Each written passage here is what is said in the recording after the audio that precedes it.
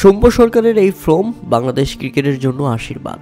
তাই তো মধ্যরাতে রংপুর রাইডার্সের পোস্ট বিসিবিকে ধন্যবাদ জানাতে ভুলেননি বাংলাদেশে এই ফ্র্যাঞ্চাইজি।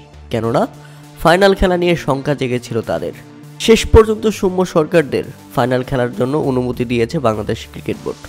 আর সে কারণেই বিসিবিকে প্রশংসায় ভাসিয়েছেন রংপুর রাইডার্স। অবশ্য মাঠে নেমেই সৌম্য সরকার দেখিয়েছেন তার ব্যাটিং ভেলকি। ফাইনালে প্রথমে ব্যাটিং করতে নেমে রংপুর রাইডার্সের দুই ওপেনার সৌম্য সরকার এবং স্টিভেন টেইলর, এই দুজনের 124 রানের ওপেনিং পার্টনারশিপ। আর তাতেই মূলত শুরু থেকেই রানের গতিতে ছুটতে থাকে রংপুর রাইডার্স। মাত্র 33 বলে নিজের 50 পূরণ করে নেন সৌম্য সরকার। টি-20 ক্যারিয়ারে আরও একটি দারুণ হাফ সেঞ্চুরির পর দুর্দান্ত সেলিব্রেশন তার। সৌম্যর পরে অবশ্য হাফ সেঞ্চুরি পেয়ে গেছেন আরেক ওপেনার স্টিভেন টেইলর। 44 বলে এই ব্যাটার পূরণ করেন নিজের 50। গ্লোবাল সুপার লিগে তার প্রথম 50-50-র পর আরও বিধ্বংসী হয়ে ওঠেন স্টিভেন টেইলর, হাঁকান পরপর দুটি ছক্কা।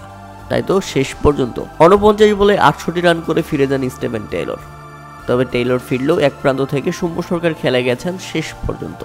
মাঝে সাইফ হাসান উইকেটে এসে অবশ্য টিকে থাকতে পারেনি। 4 বলে 6 রান করে ফিরে গেছেন প্যাভিলিয়নে।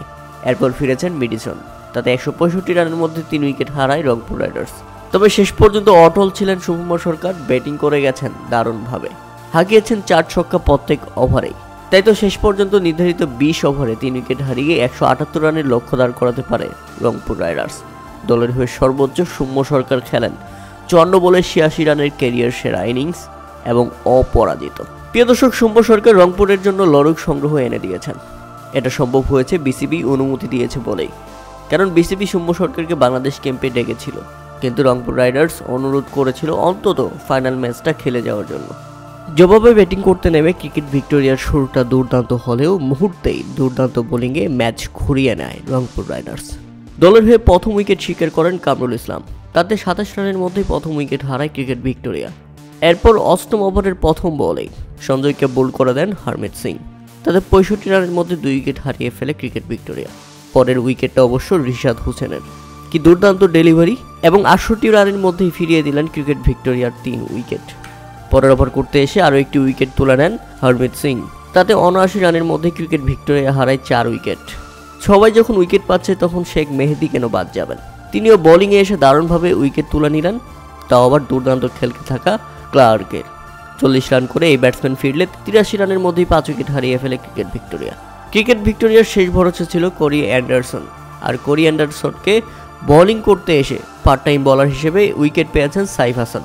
আর সাইফ হাসানকে উইকেট বিলিয়ে দিয়ে রীতিমতো হতাশ ছিলেন কোরি অ্যান্ডারসন, কারণ দুর্দান্ত ডেলিভারি ছিল সাইফ হাসানের এবং পরাস্ত হয়েছেন কোরি অ্যান্ডারসন। 87 রানের মধ্যেই 6 উইকেট হারিয়ে ম্যাচ থেকে ছিটকে পড়ে যায় কোরি অ্যান্ডারসন।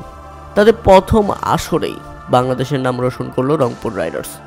প্রথম আসরেই গ্লোবাল সুপার লিগের চ্যাম্পিয়ন রংপুর, বাংলাদেশ থেকে প্রতিনিধিত্ব করা এই ফ্র্যাঞ্চাইজিটি বাংলাদেশের মান রাখতে পেরেছে, বাংলাদেশকে গর্বিত করতে পেরেছে।